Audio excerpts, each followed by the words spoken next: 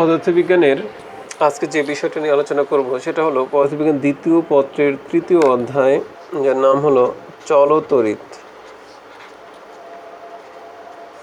বা current electricity.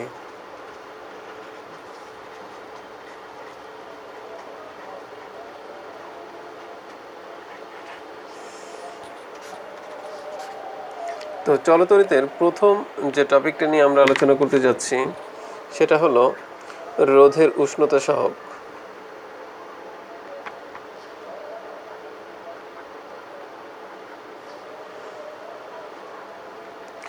যেটাকে alpha দ্বারা প্রকাশ করা হয়। তাহলে রোধের উষ্ণতা সহগটা কি? আমি যদি বিবৃতি আকারে এটাকে বলতে চাই, সেটা হলো 0 ডিগ্রি সেলসিয়াস তাপমাত্রায় একক রোধের কোনো পরিবাহীর তাপমাত্রার 1 ডিগ্রি সেলসিয়াস বাড়াতে এর রোধের যে বৃদ্ধি ঘটে সেটাই হলো রোধের উষ্ণতা সহগ। কিভাবে? আমরা ধরে নেই 0 ডিগ্রি সেলসিয়াস তাপমাত্রায় কোনো পরিবাহীর রোধ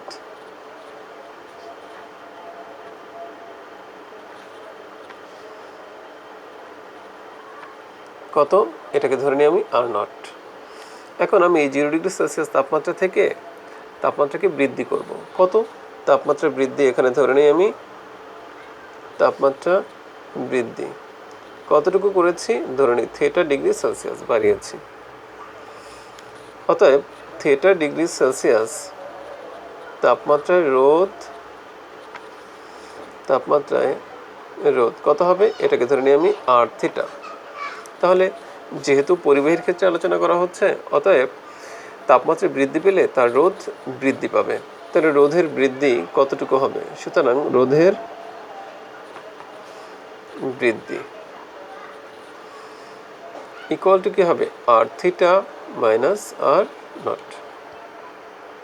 এখন রোধের উষ্ণতা সহগকে আমরা কিভাবে লিখতে পারি?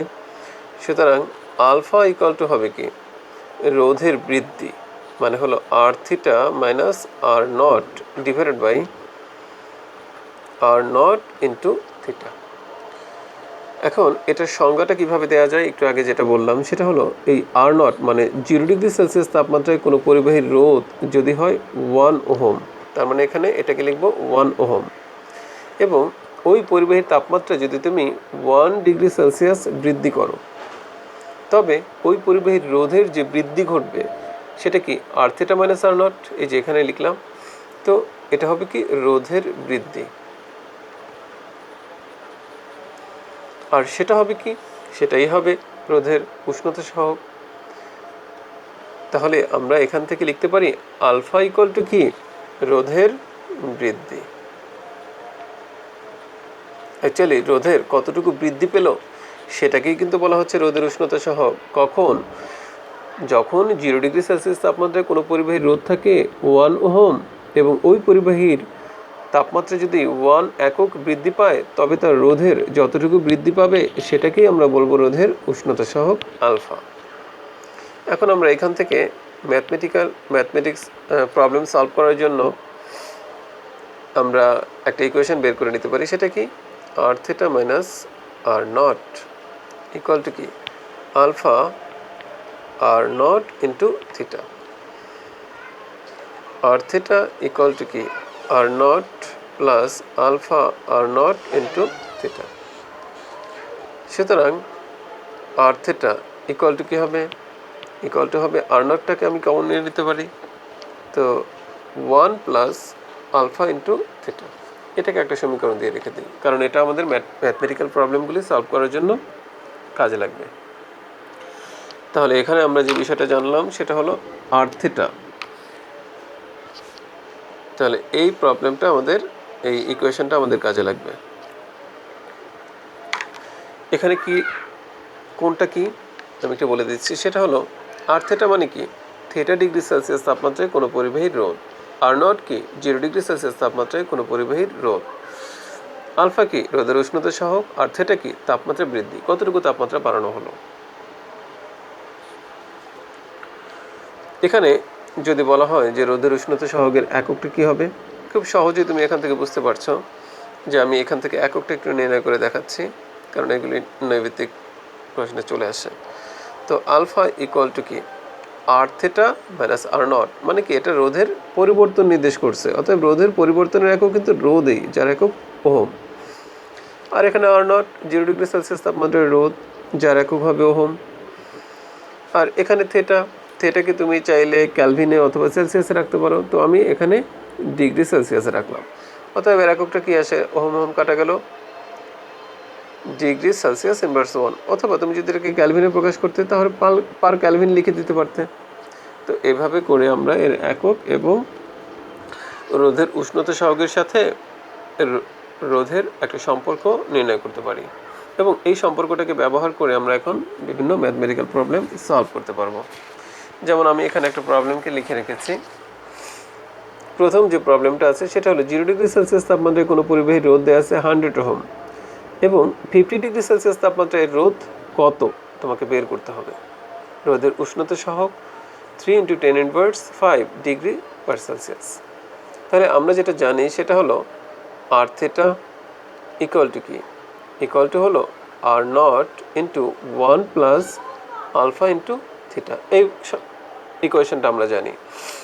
তাহলে এখানে যেটা দেয়া আছে আমি একটু লিখে নেই। 0 ডিগ্রি সেলসিয়াস তাপমাত্রায় কোনো পরিবাহীর রোধ 100 ওহম, তার মানে এটা হলো কি আর নট এর মান, আর নট ইকুয়াল টু কত 100 ওহম। এবং তোমাকে বলেছে 50 ডিগ্রি সেলসিয়াস তাপমাত্রায় রোধ কত হবে, তাহলে এখানে থিটার মান বলা আছে কত 50 ডিগ্রি সেলসিয়াস। আর একটা ইনফরমেশন দেওয়া আছে সেটা হলো রোধের উষ্ণতা সহগ, সেটা কি, সেটা হলো আলফা। আলফা ইকুয়াল টু কত 3 × 10⁻⁵ ডিগ্রি পার সেলসিয়াস। তোমাকে বের করতে হবে কি এই থিটা তাপমাত্রায় রোধ কত, তার মানে আর থিটা ইকুয়াল টু কত সেটা বের করতে হবে। তাহলে এখান থেকে আমি খুব সহজেই কিন্তু আর থিটাটা বের করে ফেলতে পারবো। আর থিটা ইকুয়াল টু হলো আর নটের মানটা লিখে ফেলি 100, 1 প্লাস আলফার মান 3 × 10⁻⁵ ইন্টু থিটার মান কত 50 লিখে ফেললাম। তাহলে এখন আমি কিন্তু এখান থেকে খুব সহজেই পেয়ে যাব ক্যালকুলেশন করে যে আর থিটার মানটা কত আসবে, করে ফেলি। তাহলে এখানে 100 ইন্টু 1 প্লাস 3 10⁻⁵ ইন্টু 50, তাহলে এখানে কত আসলো 100.15। তাহলে এখানে রেজাল্ট আসলো 100.15 ওহম। তাহলে লক্ষ্য করো 0 ডিগ্রি সেলসিয়াস তাপমাত্রায় রোধ ছিল 100 ওহম, 50 ডিগ্রি সেলসিয়াস তাপমাত্রা বৃদ্ধির ফলে এর রোধ কত হয়ে গেল 100.15 ওহম হয়ে গেল। এখন তোমাকে কিন্তু এভাবে বলতে পারে যে এখানে রোধের বৃদ্ধি কতটুকু হবে। তাহলে এখানে রোধের বৃদ্ধি আমি এখানে লিখে দিচ্ছি, রোধের বৃদ্ধি, যদিও এটা চাইনি, এখানে চেয়েছে রোধ কত, তো রোধের বৃদ্ধি যদি বলে সেক্ষেত্রে ডেল আর ইকুয়াল টু হবে হলো R theta minus are not. আর থিটার মান কত 100.15, আর নটের মান কত 100, তার মানে কত পেলাম এখানে 0.15 ওহম। এটাই হলো এক্ষেত্রে অ্যান্সার। দেন আর একটা প্রবলেমকে আমরা এখান থেকে সলভ করতে পারি। সেটা কি, সমস্যাটা হলো 25 ডিগ্রি সেলসিয়াস তাপমাত্রায় ট্যাংস্টেন তারের রোধ দেওয়া আছে 65 ওহম। 200 ডিগ্রি সেলসিয়াস তাপমাত্রায় এর রোধ কত হবে, আর রোধের উষ্ণতা সহগের মানটা দেয়া আছে।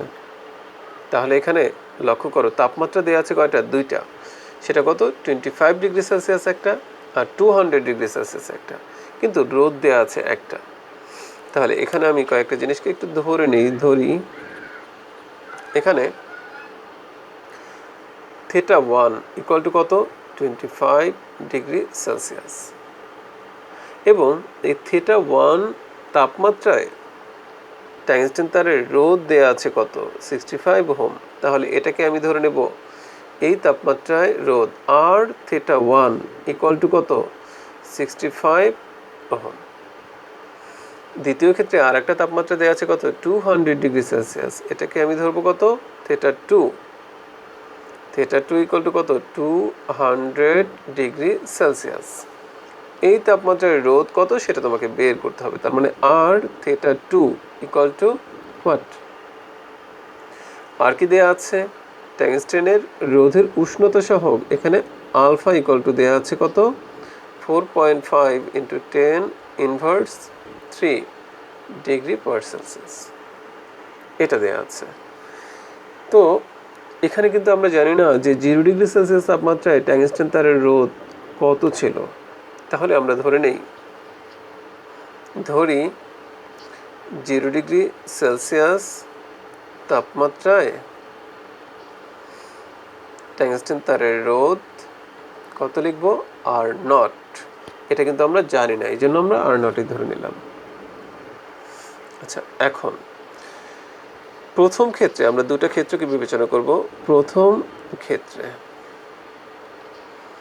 লক্ষ্য করো, R theta 1 equal to R naught into 1 plus alpha theta 1, এটা 1 নং সমীকরণ গেল।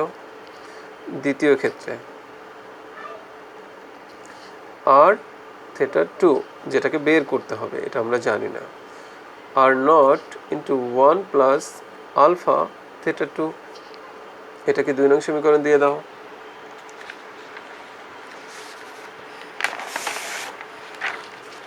তাহলে এই দুটো সমীকরণকে সমন্বয় করে আমরা এখন কিন্তু আর থিটা 2 এর মানটা বের করে ফেলতে পারবো। তাহলে আমি এটাকে একটু পাশে নিয়ে দেন বাকিটুকু করে দিচ্ছি।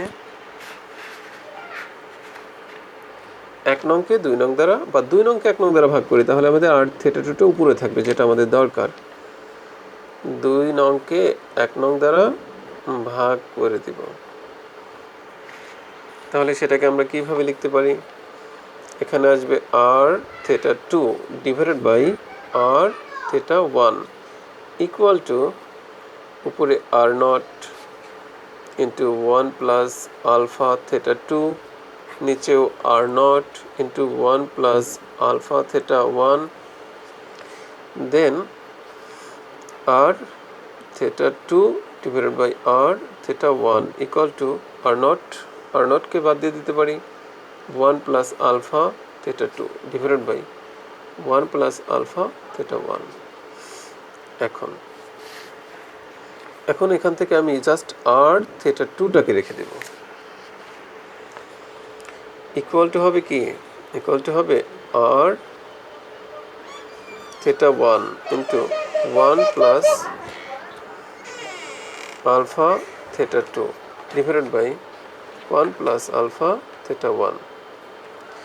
তাহলে এখন আমি মানগুলিকে বসিয়ে দিই। R theta 2 equal to R theta 1 এর মান ছিল 65, বসিয়ে দিলাম।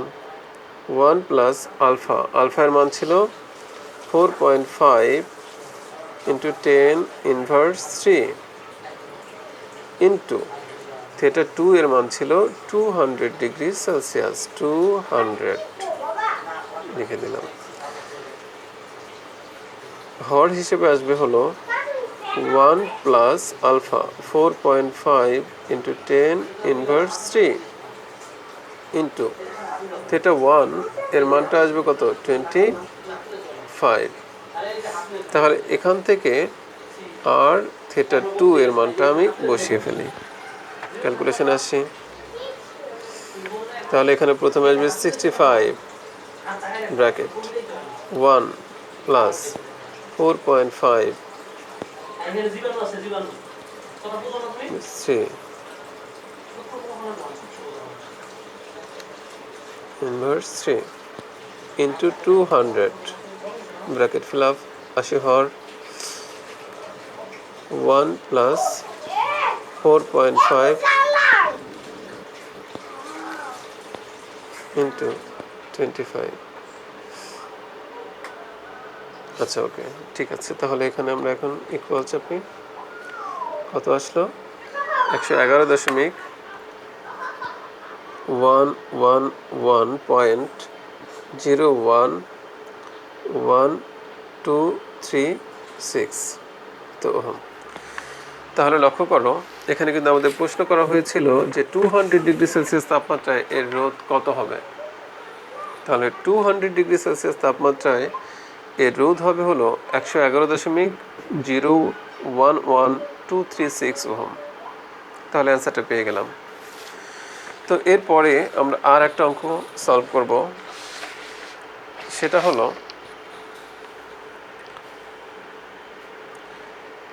20°C এবং 30°C তাপমাত্রায় কোনো পরিবাহী তারের রোধ যথাক্রমে 23 ওহম ও 25 ওহম হলে উক্ত পরিবাহী রোধের উষ্ণতা সহ কত? তাহলে এখানে আমরা ঠিক সেম প্রসেসে এখানে কাজটা করে ফেলতে পারি। এখানে কিন্তু দুটো তাপমাত্রার রোধই দেয়া আছে। তাহলে এখানে θ1 ইকুয়াল টু কত? 20°C এবং এই θ1 তাপমাত্রায় রোধ R θ1 ইকুয়াল টু কত? 23 ওহম। এরপরে দ্বিতীয় যে তাপমাত্রাটা দেওয়া আছে θ2 ধরলাম 30°C এবং এই তাপমাত্রায় রোধ দেওয়া আছে কত? R θ2 ইকুয়াল টু কত? 25 ওহম। এত হলে উক্ত পরিবাহী রোধের উষ্ণতা সহগ, এখানে তোমাকে চেয়েছে হলো উষ্ণতা সহগটা কত। তাহলে উষ্ণতা সহগ আলফা ইকুয়াল টু কত সেটা আমরা বের করব। কিন্তু এখানেও লক্ষ্য করো যে 0°C তাপমাত্রায় রোধটাকে দেয়া নেই। তো ধরি 0°C তাপমাত্রায় রোধ ইকুয়াল টু কত? R0। এটা ধরে নিলাম, উভয় ক্ষেত্রেই জানি। এখানেও প্রথম ক্ষেত্রে এবং দ্বিতীয় ক্ষেত্রে দুটা ক্ষেত্রে করি। এটা প্রথম ক্ষেত্রে। আচ্ছা, প্রথম ক্ষেত্রে R θ1 ইকুয়াল টু কী হবে? R0 into 1 plus alpha θ1। এটাকে একটা সমীকরণ দাও। দ্বিতীয় ক্ষেত্রে R θ2 ইকুয়াল টু কত হবে? R0 into 1 plus alpha θ2। এটাকে দাও 2 নং সমীকরণ। দেন তুমি এখন 1/2 করে দিই আমরা, কারণ উভয় ক্ষেত্রেই কিন্তু আলফাটা আছে আমাদের। তো এটা করে ফেললেই হলো। R θ1 by R θ2 equal to হলো, উভয় ক্ষেত্রে লক্ষ্য করো R0 কাটা যাবে। তো এটাকে আমরা এখন না লিখে direct alpha θ1 divided by 1 plus alpha θ2 লিখে দিতে পারি।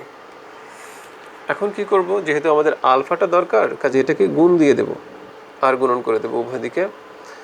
তো আমি প্রথমে R θ1 এর সাথে করে দিচ্ছি, আর গুণন করলে হয় হলো R θ1 plus R θ1 alpha θ2 equal to আসবে হলো R θ2 প্লাস R θ2 আলফা θ1। এখন লক্ষ্য করো আমাদের কিন্তু আলফাটা দরকার, কাজে আলফাটাকে আমি একদিকে আনবো। সেটা কি? R θ1 alpha θ2 minus R θ2 alpha θ1 equal to R θ2 minus হবে কি? R θ1। তাহলে এখান থেকে কি লেখা যায় বলো? এখান থেকে আমাদের আলফাটাকে আলাদা করতে হবে। তাহলে আলফাটাকে আলাদা করলাম R θ1 ইন্টু θ2 মাইনাস আলফাটাকে আলাদা করলে এখানে থাকবে R θ2 θ1 equal to R θ2 minus R θ1। তাহলে এখান থেকে তুমি চাইলে আলফা ইকুয়াল টু লিখতে পারো R θ2 minus R θ1 divided R θ1 into θ2 minus R θ2 into θ1। তাহলে এখন আমি এখানে এই সমীকরণগুলির মান, এইটাই মানগুলি বসিয়ে দিলেই হয়ে গেল।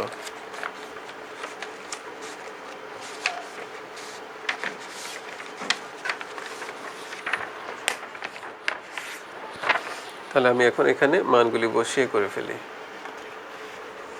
লক্ষ্য করো এখানে প্রত্যেকটা জিনিসের মান কিন্তু আছে। আমি আলফা ইকুয়াল টু হলো, লক্ষ্য করো R θ2, আমি ইকুয়েশনটা একটু বসিয়ে নিই। R θ2 minus R θ1 divided by R theta 1 theta 2 minus R theta 2 theta 1। তাহলে এখানে আলফা ইকুয়াল টু হলো আর থেটা 2 এর মান হলো 25 মাইনাস আর থেটা 1 এর মান হলো 20 ডিভাইডেড আর থেটা 1 আবার 20 ইন্টু থেটা 2। আচ্ছা, এখানে বোধ হয় আর থেটা 2 এর মান ছিল 25 আর আর থেটা 1 এর মান ছিল 23। আর এখানে আর থেটা 1 এর মান হলো 23 ইন্টু থেটা 2 এর মান হলো 30 মাইনাস আর থেটা 2 এর মান হলো 25 ইন্টু থেটা 1 এর মান কত 20। এই তো, দেন ক্যালকুলেশন করে দেখি এখন কত আসছে। উপরে হলো 25 মাইনাস 23 আর নিচে আছে কি, একটা ব্র্যাকেট দিয়ে নেই, 23 ইন্টু 30 মাইনাস 25 ইন্টু 20।